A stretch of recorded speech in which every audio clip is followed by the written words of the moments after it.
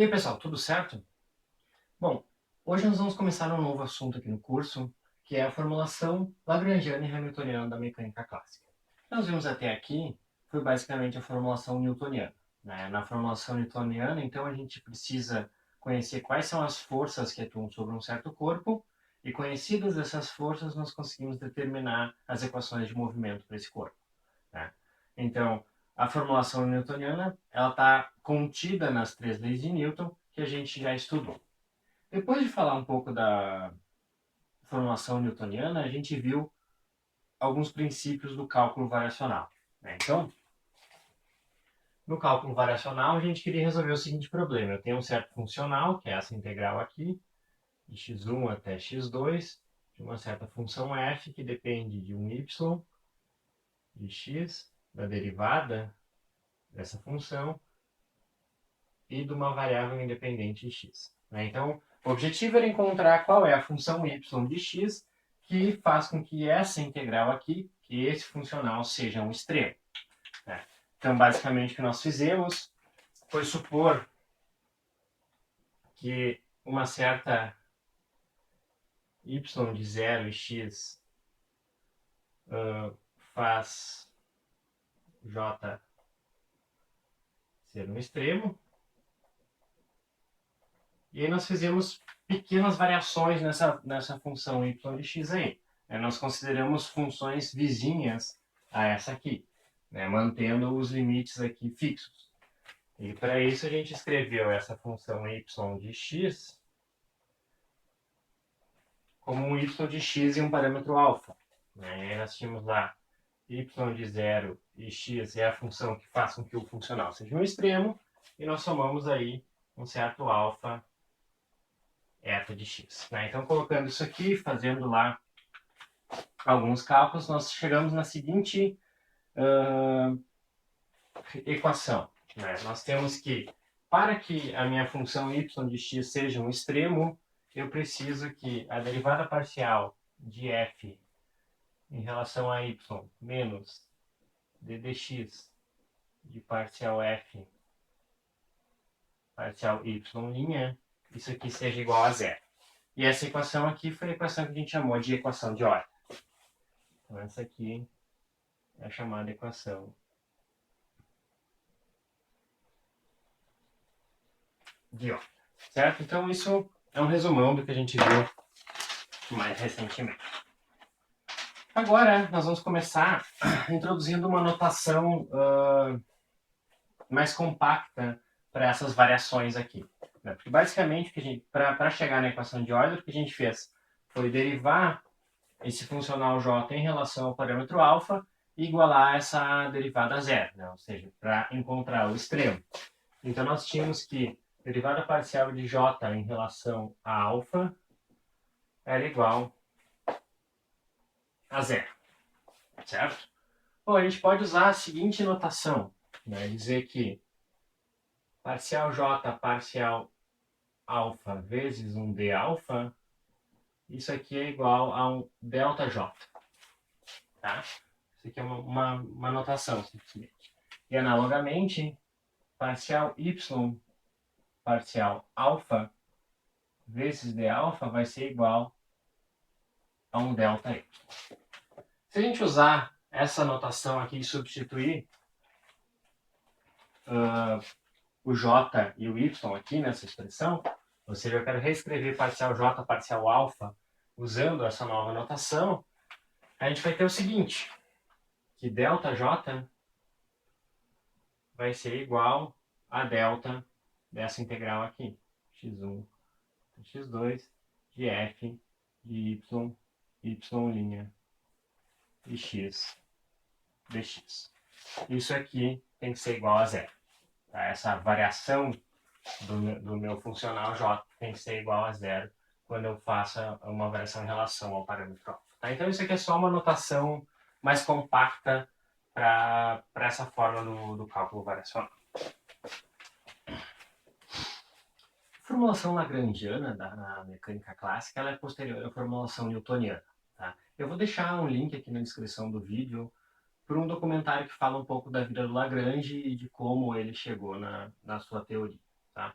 Mas a gente não vai derivar essas relações, as equações de Lagrange, da forma que ele as concebeu. O que nós vamos fazer é partir de um princípio chamado princípio de Hamilton, que foi desenvolvido por Hamilton anos depois que a teoria de Lagrange já tinha sido desenvolvida. Tá?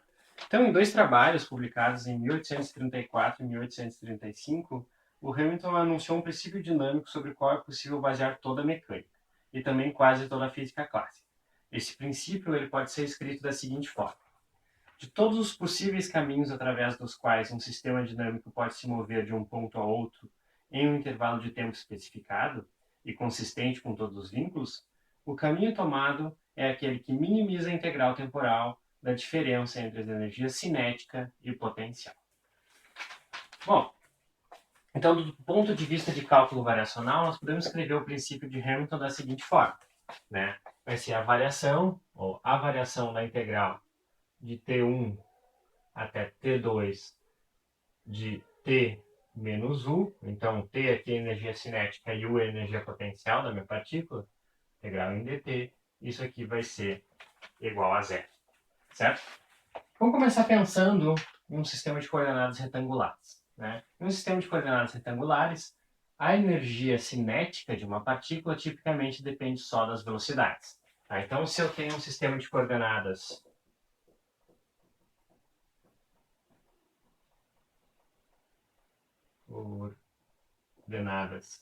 eu vou chamar xi, tá? x1, x2, x3 representando três eixos cartesianos, por exemplo, as coordenadas em relação a três eixos cartesianos, a minha energia cinética tipicamente vai ser uma função das velocidades, ou seja, das derivadas temporais dessas coordenadas x e.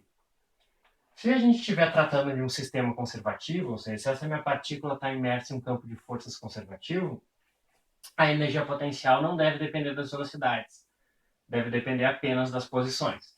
Tá? Então eu vou ter que U vai ser igual a 1U de xi.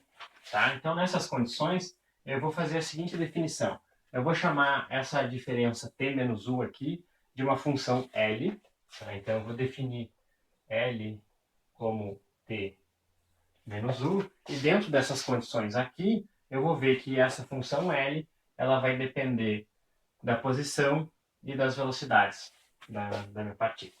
Então eu vou ter que L é igual a um L de xi e xi ponto. Certo? Bom, aí eu posso colocar isso nessa expressão. Eu vou ter que a variação da integral T1 até T2 do meu L de xi e xi ponto dt, essa variação tem que ser igual a zero. Tá? Agora a gente pode fazer a seguinte identificação, né?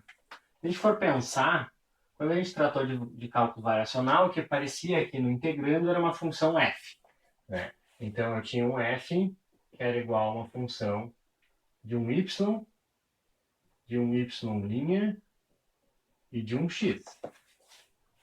Y a gente chamou de variável dependente, né? Porque esse y aqui dependia de x. A y' é uma derivada em relação a x, e x é a nossa variável independente. Se a gente for fazer um paralelo com essa função L aqui, a gente pode identificar o seguinte, que agora a minha função y de x, que era antes a minha variável dependente, ela passa a ser um xi de t. Né? O meu y', que era igual a dy dx, agora passa a ser um xi ponto de t, ou seja, a derivada de xi em relação ao tempo. E a minha variável independente, que antes eu chamava de x, agora eu vou chamar de t. Certo? E aí a minha função f eu vou identificar com essa função L.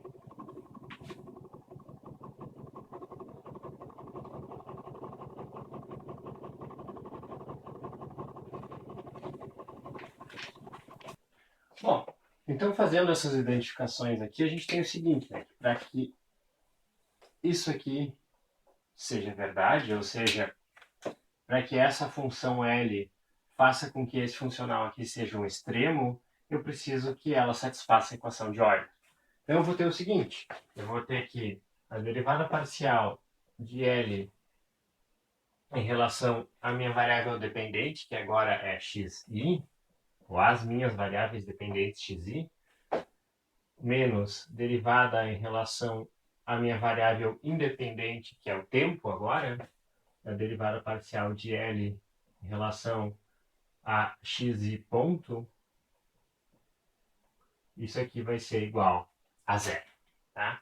Então, essas equações aqui vão receber o nome de equações de Euler-Lagrange.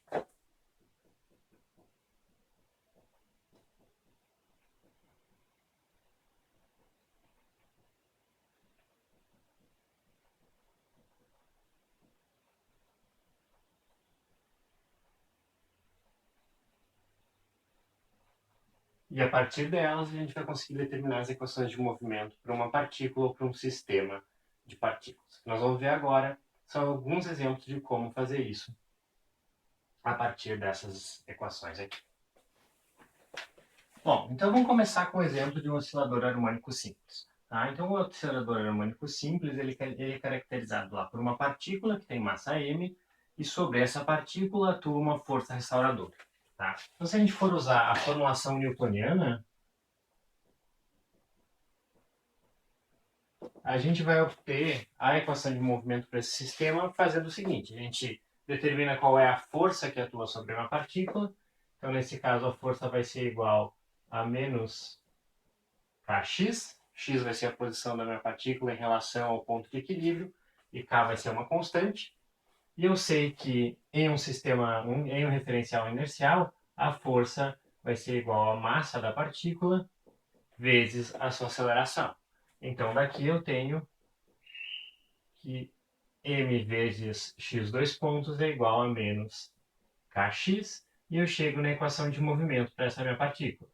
X dois pontos mais k sobre m vezes x é igual a zero.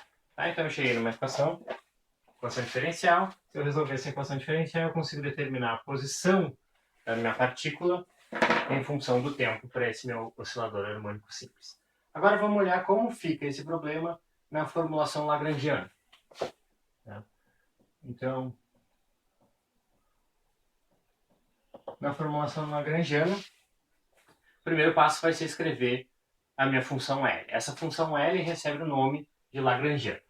Tá? Então, L é igual a T menos U, energia cinética menos energia potencial.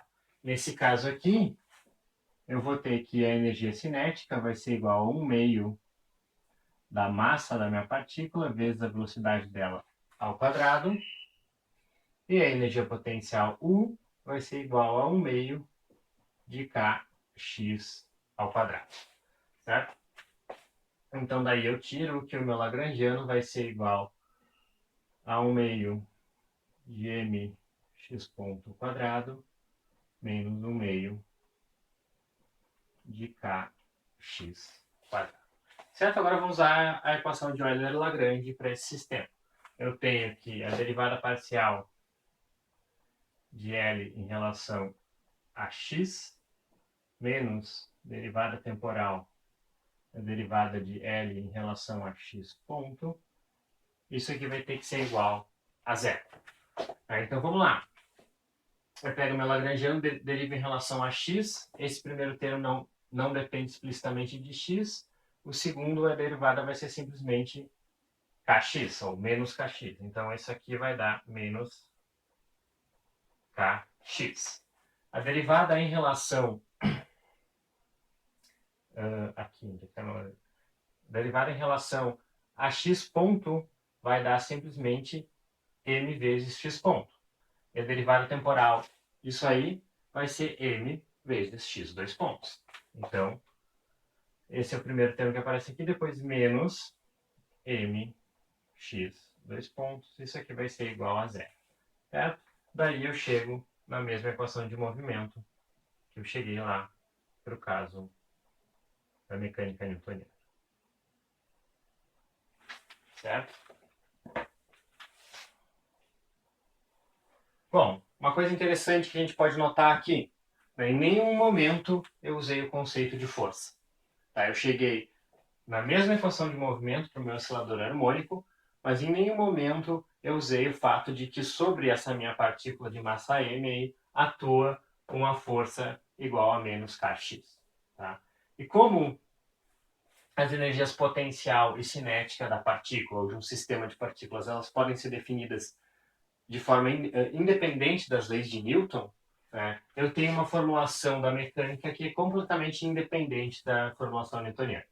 Elas vão ser equivalentes, mas elas são independentes, né, em certo aspecto. Ou seja, eu não preciso da formulação newtoniana para chegar na formação lagrangiana. Né? Ela se sustenta sozinha. Ok? Bom, agora a gente vai ver um outro exemplo. Então agora vamos considerar um pêndulo simples, certo? Eu vou usar a dinâmica, ou a formulação lagrangiana da mecânica para tentar obter a equação de movimento para esse sistema. Então o primeiro passo é calcular as energias cinéticas, energia cinética e potencial dessa massa aqui. Tá? Então, vamos supor que eu vou colocar o zero da minha energia potencial aqui nessa linha. Tá? Então, y representa a altura da minha partícula em relação a essa linha aqui. X vai ser a coordenada que define a distância da massa a esse eixo aqui. E esse eixo é o eixo em que eu tenho minha condição de equilíbrio. Tá? Então, a minha energia potencial, U, eu posso escrever como mg vezes y, certo? E a minha energia cinética T, eu posso escrever como 1 meio de m vezes a velocidade da minha partícula ao longo do eixo x ao quadrado, mais 1 meio de m vezes a velocidade da minha partícula ao longo do eixo y ao quadrado. Certo? Então, essas aqui vão ser a energia potencial e cinética dessa minha partícula. Agora vamos fazer o seguinte. Em vez de escrever o lagrangiano desse sistema em função dessa coordenada x e dessa coordenada y aqui, eu vou escrever ele em função do ângulo θ para ver o que acontece. Tá? Então eu tenho o seguinte, que a minha coordenada x aqui, né, essa coordenada aqui, vai ser simplesmente L vezes o seno do ângulo θ. Então eu tenho que x é igual a L vezes o seno de θ. E y vai ser L, né, que é o comprimento da corda total. Então, quando ela está aqui na posição de equilíbrio, a minha massa estaria aqui nessa linha que eu estou definindo como zero aqui da energia potencial. Então, y vai ser L menos L cosseno de θ. Então, y é igual a L, que multiplica 1 menos cosseno de θ. Bom, então eu preciso calcular essas derivadas. Derivada de x em relação ao tempo, derivada de y em relação ao tempo, para construir o meu lagrangiano. Então vamos lá. X ponto vai ser igual à derivada de L seno θ em relação ao tempo. Então eu vou ter derivada do seno e o cosseno, L cosseno de θ vezes derivada de θ em relação ao tempo. E y ponto vai ser igual, esse L aqui vai se cancelar, a derivada do cosseno vai ser menos seno, vai ficar mais. Então vai ficar L seno de θ vezes θ ponto. Daí eu tenho que a minha energia cinética P vai ser igual a 1 meio de m vezes L ao quadrado, que multiplica cosseno ao quadrado de θ mais seno ao quadrado de θ, tudo isso aqui vezes θ ponto. Tá? Então esse termo aqui, entre parênteses, vai ser igual a 1. E eu vou ter que a minha energia cinética T vai ser simplesmente igual a m L ao quadrado sobre 2 vezes θ ponto. A minha energia potencial, eu simplesmente substituo o Y a partir dessa expressão aqui, e eu vou ter que U é igual a mg vezes L, que multiplica 1 menos o cosseno de θ. Agora, a minha variável dependente é esse ângulo θ. Tá?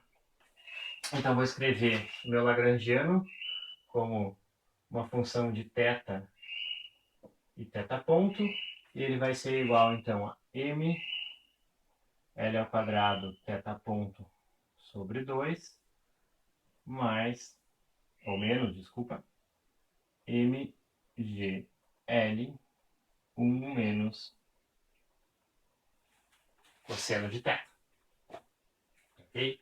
Então, pela equação de Euler-Lagrange, eu vou ter o seguinte: derivada de L em relação a θ, isso vai dar a derivada desse termo aqui, né? Esse aqui não depende explicitamente de θ, então vai ser mgl cosseno de θ, deriva em relação a θ, vai dar menos seno de θ, então menos mgl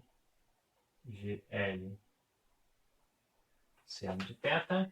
A derivada de L em relação a θ ponto vai ser igual... Opa! Esse θ ponto aqui é ao quadrado.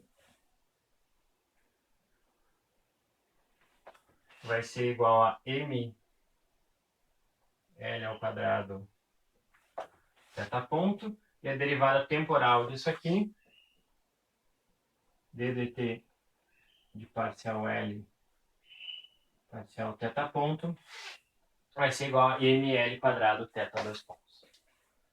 ml ao quadrado θ dois pontos. Da equação de Euler-Lagrange, então, esse termo aqui menos esse termo aqui tem que ser igual a zero.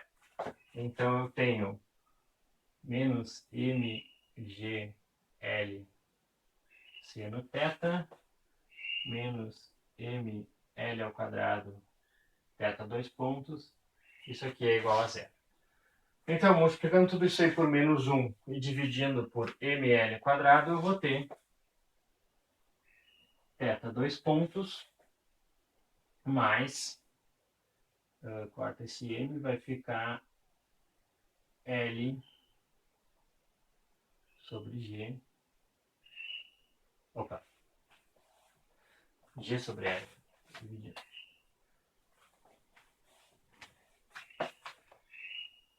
G sobre L, seno de θ.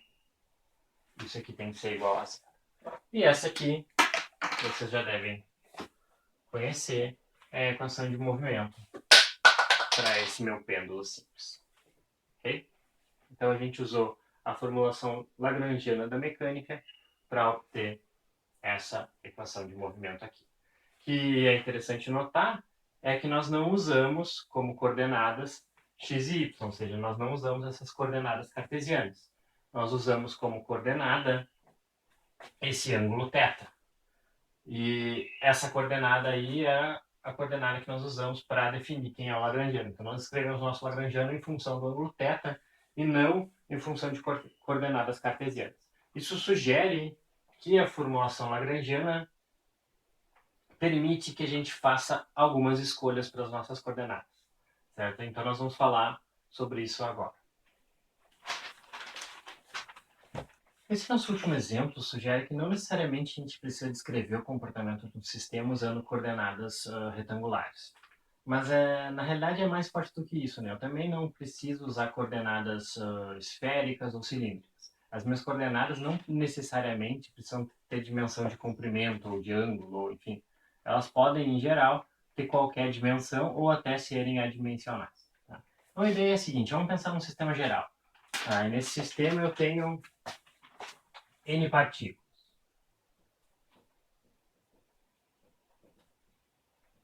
Essas partículas elas podem ser partículas soltas, digamos assim, né? Ou elas podem formar agregados rígidos. Né? Eu posso juntar várias dessas minhas partículas para formar um corpo rígido. Se eu quiser descrever o estado desse sistema, ou uma configuração instantânea desse meu sistema, eu vou precisar, em um espaço tridimensional, de 3n coordenadas. Certo? Então, se eu quiser localizar todas as minhas partículas no sistema, eu preciso de 3n coordenadas. Tá? Agora vamos supor que algumas dessas partículas de fato formam agregados rígidos. Né? Nesse caso, eu vou ter equações de vínculo. Tá? Se eu tiver m equações de vínculo,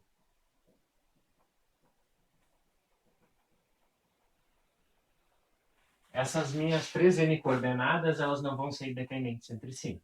Tá? Em particular, eu posso escrever que o meu sistema ele possui 3n menos m graus de liberdade.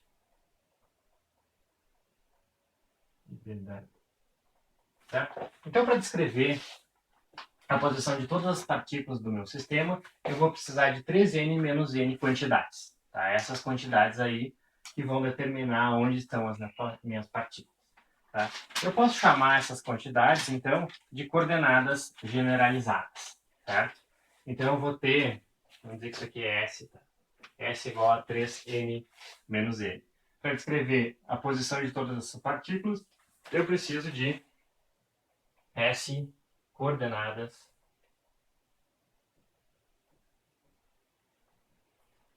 generalizadas. Certo? E essas coordenadas vão poder ser a posição, vão poder ser ângulos, ou quantidades que têm outras dimensões, sei lá, área, ou até serem quantidades adimensionais. Então vamos supor que eu tenho, vou chamar essas coordenadas generalizadas de QI. Então essas minhas coordenadas vão ser QJ, melhor. Então, vou ter uma coordenada Q1, uma coordenada Q2, até a minha coordenada QS. Então, vou ter um total S coordenadas generalizadas. E eu vou chamar genericamente essas coordenadas de QJ. Então, esse meu índice J aqui está variando de 1 até S. Aí eu posso definir o que a gente chama de velocidades generalizadas. As velocidades generalizadas vão ser simplesmente as derivadas temporais das minhas coordenadas generalizadas. Então eu vou ter S velocidades generalizadas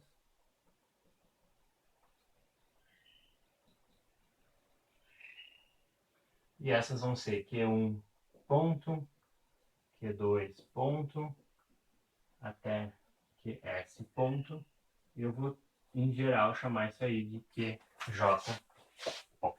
Tá? Então, isso aí que eu preciso para descrever o meu sistema.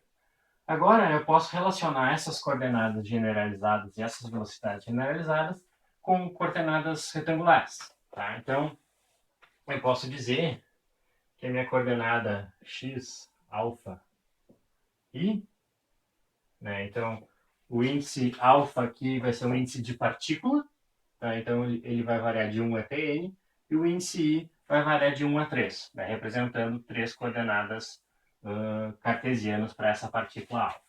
Então eu posso ter uma certa relação que vai me dizer como esse meu x de alfa i vai ser escrito em função de coordenadas generalizadas. Então ele pode depender aí de Q1, Q2, Q3, pode depender de todas as coordenadas generalizadas até QS e pode depender explicitamente do tempo. Tá? Bom, então só para especificar, eu posso escrever isso aqui como meu x de alfa i vai ser um x de alfa i de QJ ponto e t, e os índices alfa vai ser igual a 1, 2, até n, que é o número total de partículas, e o índice i vai ser igual a 1, 2, 3, estando associado então a 3 eixos coordenados perpendiculares. Certo? Da mesma forma, eu posso fazer o caminho inverso. Né? Eu posso escrever as minhas coordenadas generalizadas em função das coordenadas retangulares. foi exatamente o que a gente fez no problema anterior. Né? Eu tinha lá a energia potencial cinética em função de x e y, x ponto e y ponto, e eu transformei isso aí em função de θ e θ ponto. Então, eu descrevi o estado do meu sistema em função da variável θ e não mais em função das variáveis x e y. Tá? Então, eu posso ter também equações que vão relacionar a minha coordenada generalizada QJ com as minhas coordenadas retangulares x, alfa i e com o tempo. E analogamente as velocidades também. Né? QJ ponto vai ser função, aí pode ser função das coordenadas x alfa i, das velocidades x alfa i ponto e do tempo. X alfa i, x alfa i ponto e do tempo. Tá? Bom, então, basicamente eu tenho o seguinte, né? Eu preciso de S quantidades para descrever o comportamento do meu sistema. Tá? Essas S quantidades vão ser os meus graus de liberdade e elas vão estar associadas com o número total de partículas que eu tenho e com o número total de equações de vínculo que eu tenho. Tá? Então, quanto maior o número de equações de vínculo, menor vai ser o número de coordenadas generalizadas que eu vou precisar para descrever um certo sistema. Tá? Bom, então vamos supor que nós determinamos as coordenadas generalizadas que descrevem o comportamento de um certo sistema. Né? Então, cada uma dessas minhas coordenadas generalizadas QJ vai ser, eu posso escrever ela como uma função das coordenadas retangulares, x alfa i, e do tempo. Tá? Então, eu conheço QJ em função do tempo e em função das coordenadas retangulares, x alfa i, das minhas partículas. Ok? Então, o estado desse meu sistema está completamente determinado no momento que eu conheço todas as coordenadas generalizadas. Tá? Então, a gente pode fazer o seguinte, a gente pode criar o chamado espaço de configuração. O espaço de configuração é um espaço que tem a dimensão igual ao número de coordenadas generalizadas do meu problema. Tá? E o estado do sistema vai ser representado nesse espaço de configuração simplesmente por um ponto. Então, um ponto aqui, que vai estar associado com uma certa coordenada aqui para cada um desses eixos. Eu posso pensar assim. Ele representa o estado do meu sistema. Tá? Conforme o tempo passa, o estado do sistema evolui e eu vou ter uma certa trajetória nesse espaço de configuração. Tá? Então, eu tinha um certo estado inicial, eu tinha uma certa configuração inicial. Conforme o tempo evoluiu, o meu sistema saiu dessa configuração representada por esse ponto e acabou nessa outra configuração representada por esse outro ponto, onde as minhas coordenadas generalizadas vão assumir outros valores. Tá? Então, cada ponto no espaço de configuração ele pode ser atravessado por infinitas trajetórias. Né? Cada uma dessas trajetórias vai estar associada com um conjunto diferente de condições iniciais. Tá? E com o conceito de coordenada generalizada e de espaço de configuração, a gente pode reescrever o princípio de Hamilton. Tá? Aí o princípio de Hamilton ele vai ficar da seguinte forma. De todas as trajetórias possíveis que um sistema dinâmico pode tomar de um ponto ao outro do espaço de configuração em um dado intervalo de tempo, o caminho seguido por ele é aquele que minimiza a integral temporal do lagrangiano do sistema. Certo? Então, como é que vai ficar isso aí? O meu lagrangiano, L, ele foi definido como T menos U. Tá? E T depende de x alfa i ponto, U depende de x alfa i. Nós estamos considerando um sistema conservativo, a energia potencial vai depender só da posição das minhas partículas, a energia cinética vai depender só das velocidades das minhas partículas. Mas como eu posso escrever essas quantidades aqui em função das coordenadas generalizadas, eu posso escrever meu lagrangiano L também em função das coordenadas generalizadas QJ ponto e da variável independente T. Ou ainda, eu posso dizer que o meu lagrangiano L satisfaz a seguinte equação de Euler-Lagrange, né, que está associada com esse princípio de Hamilton. Eu tenho que, o novo princípio de Hamilton me diz que essa variação aqui, integral de T1 até T2 de L de QJ ponto e T dt, isso aqui tem que ser igual a zero. Porque o princípio de Hamilton me diz que qualquer trajetória que se dá em um certo intervalo de tempo no meu espaço de configuração vai ser a trajetória que de fato o sistema vai seguir, vai ser aquela que minimiza essa integral aqui, né, que é a integral do Lagrangiano. Então eu vou ter o seguinte, que parcial L, parcial QJ menos ddt vezes parcial L, parcial QJ ponto, isso aqui vai ter que ser igual a zero. E esse meu J aqui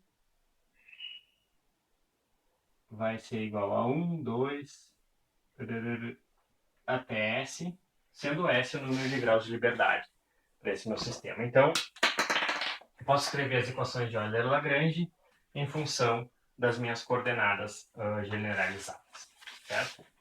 E por fim, a gente pode dizer o seguinte, que as equações de Euler-Lagrange elas precisam satisfazer duas condições.